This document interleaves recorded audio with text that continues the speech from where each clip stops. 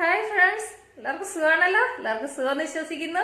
അപ്പം ഇന്ന് ഞാൻ വന്നിരിക്കുന്നത് എന്താന്ന് വെച്ചാല്, ഇപ്പൊ ഈ മഴക്കാലമൊക്കെ അല്ലേ, മഴക്കാലം മക്കൾക്കൊക്കെ എപ്പോഴും കോൾഡ്, വീട്ടിലുള്ളവർക്കൊക്കെ എപ്പോഴും കോൾഡും കഫമൊക്കെ ഉണ്ടാവുന്നു, അങ്ങനെ ഭയങ്കര ബുദ്ധിമുട്ടുകളൊക്കെ. നമുക്ക് അതിന് വേണ്ടിയിട്ട് വീട്ടിൽ ഒരു 2 റെമഡീസ്, 2 ടിപ്സ് ഞാൻ നിങ്ങൾക്ക് പറഞ്ഞുതരാന്ന് വെച്ചാൽ ഞാൻ ഇവിടെ അത് ചെയ്യുന്നത് കൊണ്ടാണ് നിങ്ങൾക്ക് പറഞ്ഞത്. എൻ്റെ മോന് എനിക്ക് തോന്നുന്നു ഒരു 2 ഇയേഴ്സ് മുതൽ അവനൊരു ചുമയും കഫമൊക്കെ വന്നാൽ ഞാൻ പെട്ടെന്നൊന്നും ഹോസ്പിറ്റലിൽ കൊണ്ടുപോകാറില്ല കേട്ടോ. ഞാനത് ഭയങ്കര സിവിയർ, എന്റെ കൈ പറ്റണില്ല എന്നൊരു സിറ്റുവേഷൻ വരുമ്പോൾ മാത്രമേ ഞാൻ അങ്ങനെ ഹോസ്പിറ്റലിൽ പോകാറുള്ളൂ. അപ്പം ഞാൻ ചെയ്യുന്നത് എന്താന്ന് വെച്ച് കഴിഞ്ഞാൽ കൊണ്ട് അത് 2 തരത്തിൽ ഞാൻ അവനെ ട്രീറ്റ് ചെയ്യും. കാരണം വെച്ചാൽ ഇത് നന്നായിട്ട് കഫം ഇതുപോലെ നന്നായിട്ട് സ്റ്റീം പിടിപ്പിക്കും കേട്ടോ.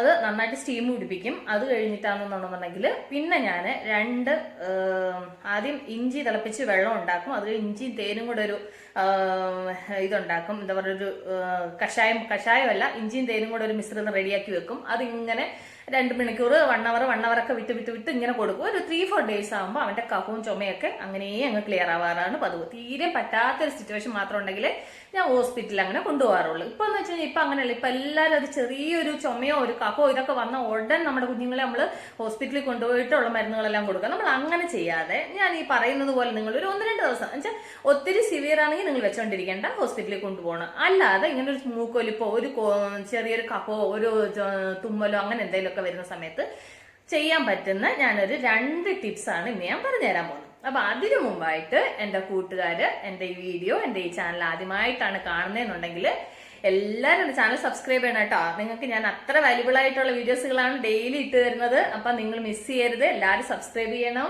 അതുപോലെ സപ്പോർട്ട് ചെയ്യണം. അതുപോലെ തന്നെ എന്താ പറയുന്നത്, നിങ്ങളുടെ സബ്സ്ക്രൈബും നിങ്ങളുടെ സപ്പോർട്ടൊക്കെയാണ് എന്റെ മുന്നോട്ടുള്ള ഒരു ഇതെന്ന് പറയുന്നത്. അപ്പം നിങ്ങളുടെ ഫുള്ള് സപ്പോർട്ട് ഉണ്ടാവുമല്ലോ. അപ്പൊ നമുക്ക് അതെങ്ങനെ ഉണ്ടാക്കുന്നത് എന്താന്നുള്ളത് നമുക്ക് കിച്ചണിൽ പോയേ പറ്റത്തുള്ളൂ.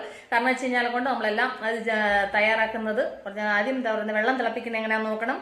അത് കഴിഞ്ഞ് ഇനിയൊരു ടിപ്പ് കൂടെ ഉണ്ട്. അത് എങ്ങനെയാന്നുള്ളതൊക്കെ നമുക്ക് കിച്ചണിൽ പോയി നോക്കാം കേട്ടോ. അപ്പം നമുക്കതെങ്ങനെ ഉണ്ടാക്കുന്നതെന്നുള്ളത് നമുക്ക് നോക്കാം. അപ്പം നമുക്ക് ഫസ്റ്റ് റെമഡി എന്താന്ന് വെച്ച് നോക്കാം. ഫസ്റ്റ് ടിപ്പ് എന്താന്ന് വെച്ചാല്, ഞാൻ എന്താ പറയുന്നത്, ഒരു 3 കഷ്ണം ഇഞ്ചി, ഇപ്പൊ എന്താ പറയുന്നത്, ഇതിൽ നിന്ന് ഞാൻ 2 കഷ്ണം എടുക്കുന്നുള്ളൂ. 2 കഷ്ണം നമുക്ക് ഇതിന് വേണം, വെള്ളം തിളപ്പിക്കാൻ വേണം.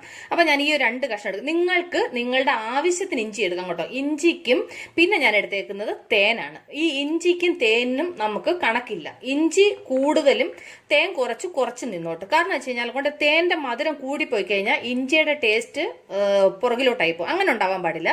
ഇഞ്ചിയുടെ ടേസ്റ്റ് മുന്നിൽ നിൽക്കണം. അതിന്റെ ഒരു സൈഡിൽ നമ്മളൊരു സ്വീറ്റ് കൊടുക്കുന്നതേ ഉള്ളൂ. കാരണം വെച്ച് കഴിഞ്ഞാൽ കൊണ്ട് ഒരുപാട് മധുരം വേണ്ടെന്ന് പറഞ്ഞ കാര്യം, തേൻ കുറഞ്ഞു ഇരിക്കണം, ഇഞ്ചി കൂടിയിരിക്കണം, അത്രേ ഉള്ളൂ. ഇപ്പൊ ഞാനാണെങ്കിൽ ഇതിൽ നിന്ന് ഈ 2 കഷ്ണം, വലിയ കഷ്ണം, ഈ 2 കഷ്ണം ഇഞ്ചി നന്നായിട്ട് ചതച്ചിട്ട്, കണ്ടില്ലേ, ഇതിപ്പം നന്നായിട്ട് ചതഞ്ഞു. ഇനി നമുക്ക് ഇതിനെ ഉണ്ടല്ലോ, ഈ ചതച്ച് വെച്ചേക്കുന്നതിനെ ഞാനിപ്പം നിങ്ങളെ കാണിക്കാൻ വേണ്ടിയിട്ട് ബൗൾ എടുക്കുന്നത്. നിങ്ങൾ എന്തോ ചെയ്യണം, അടപ്പുള്ള ഗ്ലാസിന്റെ ബോട്ടിലോ അല്ലെന്നുണ്ടെങ്കിൽ സ്റ്റീലിന്റെ പാത്രത്തിനകത്തോ അടപ്പുള്ള പാത്രത്തിലോ വല്ലോ നിങ്ങൾ ഇതുപോലെ, ഞാനിപ്പോ നിങ്ങളെ കാണിക്കേണ്ടത് കൊണ്ടാണ് ഈ ഗ്ലാസ് ബോളിനകത്തോട്ട് എടുക്കുന്നത്. ഇപ്പൊ നിങ്ങൾ ഇതുണ്ടല്ലോ ഇതിനകത്ത് ഇട്ടിട്ട്, ഇപ്പൊ ഞാൻ ഇത്രയും ഇഞ്ചി എടുത്തിട്ടുണ്ട്, നന്നായിട്ട് ചതച്ച്, കണ്ടോ, നന്നായിട്ട് ചതച്ച് നമ്മൾ എടുത്ത ഇഞ്ചിയാണ്. ഇതിലേക്ക് ഞാൻ പറഞ്ഞില്ല, ഞാൻ തേനിന് കണക്കില്ല എന്ന് പറഞ്ഞതിന്റെ കാരണം എന്ന് വെച്ച് കഴിഞ്ഞാൽ നമ്മളിപ്പോ ഇത്ര നാളൊന്നും ഒഴിക്കുന്നില്ല.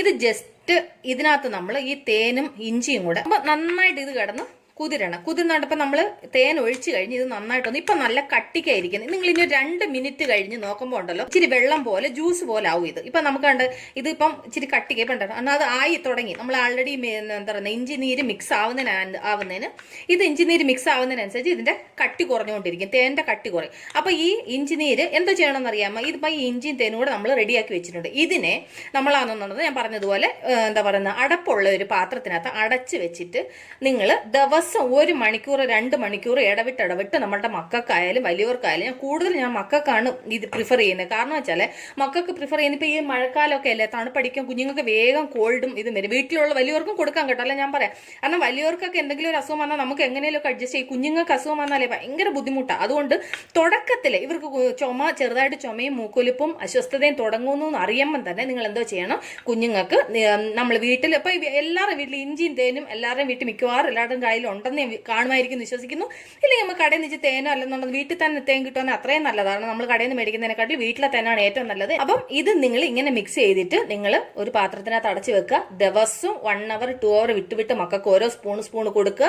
ഒരു 2-3 ദിവസം കഴിയുമ്പോൾ നിങ്ങൾക്ക് ഇതിന്റെ ചേഞ്ചസ് മനസ്സിലാവും. അതിലൂടെ ഞാൻ പറഞ്ഞാൽ സ്റ്റീം പിടിപ്പിക്കുക. മക്കൾക്ക് നന്നായിട്ട് സ്റ്റീം പിടിക്കുന്ന കാര്യത്തിൽ മിസ് ചെയ്യേണ്ട. ഒരു ദിവസം ഒരു വട്ടമെങ്കിലും മക്കൾക്ക് സ്റ്റീം പിടിപ്പിക്കുക. അത് കഴിഞ്ഞ് രണ്ടാമത്തെ റെമഡി എന്താണെന്ന് നമുക്ക് നോക്കാം.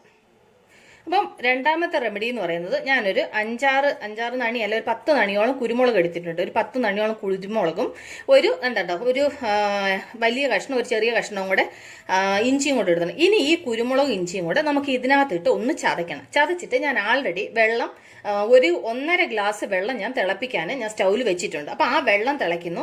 ആ തിളയ്ക്കുന്ന നേരത്ത് നമുക്ക് ഇത് ചതച്ചിട്ട് അതിലേക്ക് നമുക്ക് മിക്സ് ചെയ്യാം. അപ്പൊ നമുക്കിത് ചതയ്ക്കാം ആദ്യം. അപ്പം ഇത് നമ്മൾ നന്നായിട്ട് ചതച്ചു. ഇനി ഞാൻ നമുക്ക് ഈ തിളച്ചുകൊണ്ടിരിക്കുന്ന വെള്ളത്തിലേക്ക് നമുക്ക് ഇതിട്ട് കൊടുക്കാം. ഞാൻ 1.5 ഗ്ലാസ് വെള്ളമാണ് ഞാൻ തിളപ്പിക്കാൻ വെച്ചേക്കുന്നത് കേട്ടോ.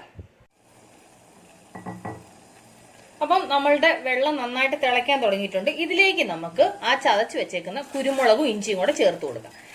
ഇത് നന്നായിട്ടൊന്ന് തിളച്ച് കഴിയുമ്പോൾ തീ കുറച്ച് വെച്ചിട്ട് ഒരു 5 മിനിറ്റ് കേട്ടോ, ഒരു 5 മിനിറ്റ് ഇത് നന്നായിട്ടൊന്ന് ആ ഇഞ്ചിയുടെയും കുരുമുളകിന്റെയും അതിന്റെ ഇഞ്ചിയുടെയും കുരുമുളകിന്റെ അംശം മുഴുവനും ആ വെള്ളത്തിൽ നന്നായിട്ട് തിളച്ചിറങ്ങണം.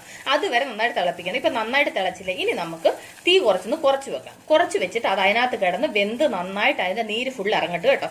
ഇറങ്ങിക്കഴിഞ്ഞിട്ട് ഇത് നമുക്ക് അരിച്ചിട്ട് പിന്നെ ഇത് കുടിക്കുമ്പോൾ ഉണ്ടല്ലോ നല്ല തിളച്ച് നല്ല ചൂടോടെ വേണം കുടിക്കാൻ. കാരണം വെച്ച് കഴിഞ്ഞാൽ എത്ര ചൂടോടെ നമ്മൾ കുടിക്കുന്നു അത്രയും വേഗം നമ്മുടെ തൊണ്ടയുടെ ഇൻഫെക്ഷൻ മാറും. അപ്പൊ ഇത് നന്നായിട്ടൊന്ന് തിളക്കട്ടെ.